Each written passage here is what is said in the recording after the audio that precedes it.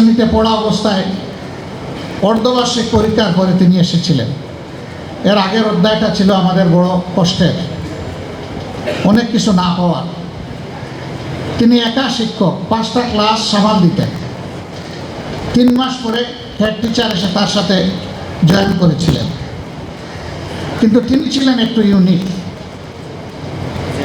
তিনি চ্যালেঞ্জ হিসাবে নিয়েছিলেন যে তিনি কিছু সন্তান বানাবেন। তিনি তখনও বিবাহিত ছিলেন না। তিনি স্কুল শুরুর সময় ঠিকমতোই আসতেন, কোনোদিন তাকে আমরা দেরি করতে দেখিনি। পুরা সময় শিক্ষা দিয়ে তিনি আগের দিনই একটা বাড়িতে নিজের থেকে দাওয়াত নিতেন। যে কোনো ছাত্রকে বলতেন যে আগামীকাল তোমাদের বাড়িতে খাবো, তোমার মাকে দিয়ে বলো, এই বাড়িতে কি আছে না আছে এটা তার জানার কোনো দরকার নাই। তিনি সচ্ছল না অসচ্ছল এটা তিনি পরোয়া করতেন না। যে যেরকম করে তার মতো করে খাওয়াবে আলহামদুলিল্লাহ। আসরের পরে খাওয়া দাওয়া করলেন, মাগরিবের নামাজ ওই মহল্লায় পড়লেন, নামাজ পড়ে অন্য মহল্লায় চলে যেতেন, এই মহল্লায় থাকতেন না। গিয়ে ছাত্র খুঁজতেন, কোন করে ছাত্র আছে তার, দেখতেন যে ছাত্ররা লেখাপড়ায় বসছে কিনা। তিনি কাউকে ওই সময় পড়াতেন না।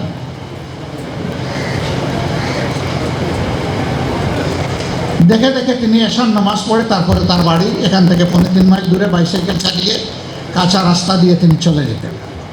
এটা ছিল তার সপ্তাহে 6 দিনের রুটিন।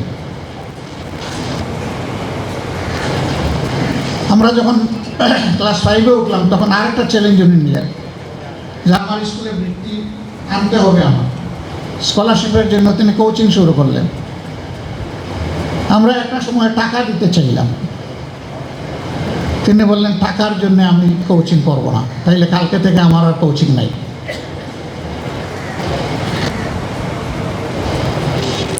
আমরা বই আর টাকা দেওয়ার কথা মুখেও আসি। সব শেষ করে আলহামদুলিল্লাহ ফলাফলও তিনি হাতে এনেছিলেন। আমার হাই স্কুলটা তার গ্রামের কাছে, যাওয়ার সময় স্যারের সাথে দেখা হতো, দোয়া নিতাম, সালাম বিনিময় করতাম, খোঁজখবর নিতেন। শুধু আমাকে না, তার সব ছাত্রদের। কিন্তু বাকিদের কথা আমি বলতে পারবো না। আমি যখন ইন্টারমিডিয়েটে ভর্তি হয়েছি তখন থেকে MBBS শেষ করা পর্যন্ত প্রতি মাসে আমি স্যারের হাতের লেখা একটা চিঠি পেতাম। একজন পিতা হিসেবে তার সন্তানকে যে সমস্ত পরামর্শ উপদেশ দেওয়ার কথা চিঠিতে সেইগুলা থাকতো, দোয়া থাকতো। আমার যখন MBBS গ্র্যাজুয়েশনটা হয়ে গেল তখন আমি স্যারকে প্রথমে চিঠি লিখে জানালাম, তারপরে আমার পিতাকে লিখলাম। স্যার এই চিঠির জবাবে একটা চিঠি লিখলেন যে বাবা, এখন থেকে আমার নিয়মিত চিঠি লেখা শেষ, আর মাসে মাসে তোমার কাছে আমার চিঠি যাবে না। এতদিন তুমি আমার কুলের সন্তানের মতো ছিলে, তাই পিতা হিসাবে আমি আমার দায়িত্ব পালন করেছি। এই মহান শিক্ষক রিটায়ারমেন্টের পরে হজে যাবেন। আল্লাহু আকবার। তিনি তার ডায়েরিতে কোন বাড়িতে কত তারিখ খেয়েছেন, পান করেছেন সেটাও লিখে রেখেছেন। হজে যাওয়ার আগে 7টা গ্রামে ঢুকে ওই বাড়িগুলোর প্রত্যেকটা ঘরে গিয়েছে। সবাইকে বলেছেন আপনাদের নুন নিমক আমি খেয়েছি, হক আদায় করতে পারে নাই, আমাকে ক্ষমা করে দেবেন।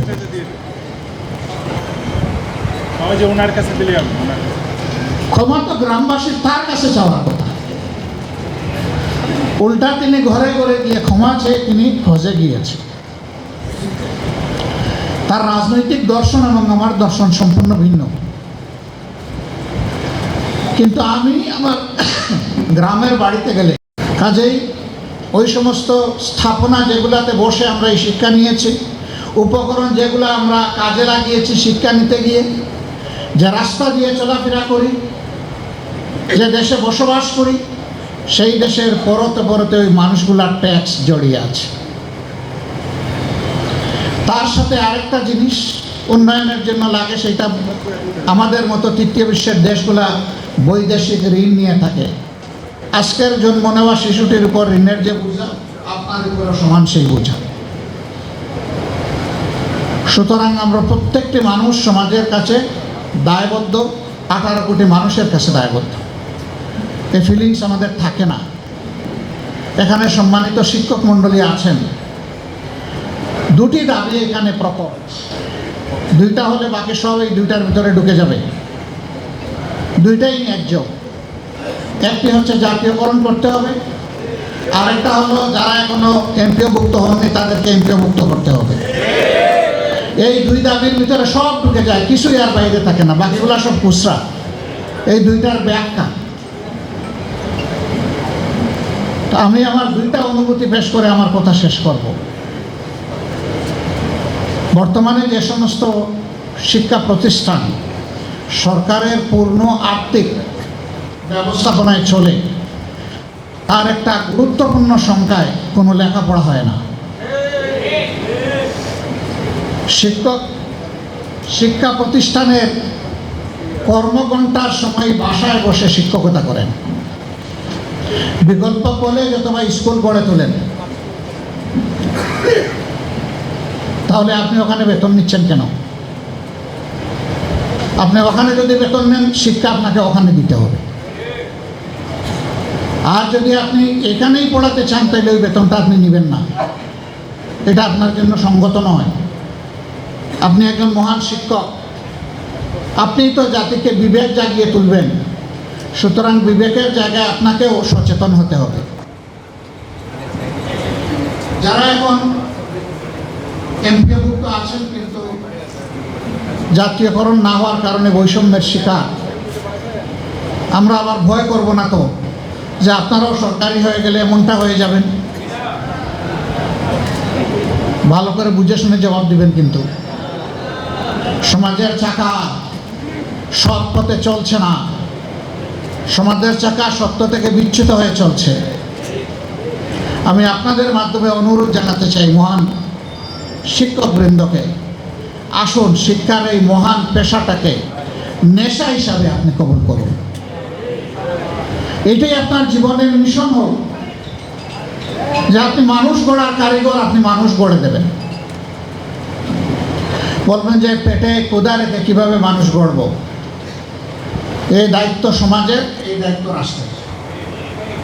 এই জন্যই আপনাদের সরকারিকরণের দাবি আমরা সমর্থন করি। এটি হওয়া উচিত। শিক্ষা মানুষের যদি মৌলিক অধিকার হয়ে থাকে, তাহলে সেই শিক্ষা প্রত্যেকটি মানব সন্তানকে তার অধিকার তার হাতে তুলে দেওয়ার দায়িত্ব হচ্ছে সরকারের। হ্যাঁ, কেউ যদি প্রচলিত শিক্ষার বাইরে গিয়ে নিজের সন্তানকে আরও বাড়তি কোনো শিক্ষা দিতে চান, আমাদের কোনো আপত্তি নাই, কিন্তু মৌলিক শিক্ষাটা পাওয়ার অধিকার সকলের রয়েছে। এটা ইবতেদায়ী এবং প্রাইমারি থেকে শুরু করে বিশ্ববিদ্যালয় পর্যন্ত যার মেধা যতটুকু পর্যন্ত পৌঁছবে তাকে ততটুকু শিক্ষার পরিবেশ দিতে হবে। আজকে একটি লজ্জার বিষয় জাতির জন্য, শিক্ষকরা থাকবেন শিক্ষা প্রতিষ্ঠানে, তারা এসে রাস্তায় দাবি তুলবেন যে আমাদের এই ন্যায্য দাবিগুলো আপনারা মেনে নিন, সরকার মেনে নিন, অর্থাৎ ছাত্ররা মেনে নিন। এটা নিঃসন্দেহে জাতির জন্য কষ্টের এবং লজ্জা, তার সঙ্গত অবসান হওয়া উচিত। আমরা এই দাবির পক্ষে আগেই আমাদের মনোভাব ব্যক্ত করেছি। আমরা শিক্ষা সংস্কারে এই কথাগুলো বলেছি, আমরা বলতে থাকব। আপনারা আপনাদের ন্যায্য দাবি আদায়ে ন্যায্যভাবে অবিচল থাকবেন, অন্যায্যভাবে না। অবিচল থেকে আপনারা সামনে এগিয়ে যান, আপনাদের সাথে আমরা আছি। কিন্তু আমি আগে যে কথাগুলো বললাম আশা করি আপনারা ভুলে যাবেন না। এবার আমার একজন মহান শিক্ষকের গল্প বলে আমি কথা শেষ করব, যে গল্প অনেকবার হয়তো আপনারা শুনেছেন, আবার শুনুন। তিনি আমার প্রায়